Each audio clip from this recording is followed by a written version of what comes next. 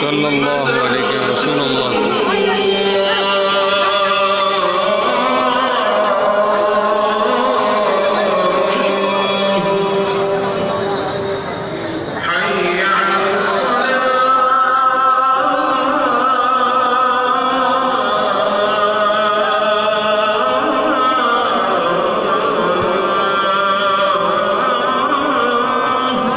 لا حول ولا قوة إلا بالله.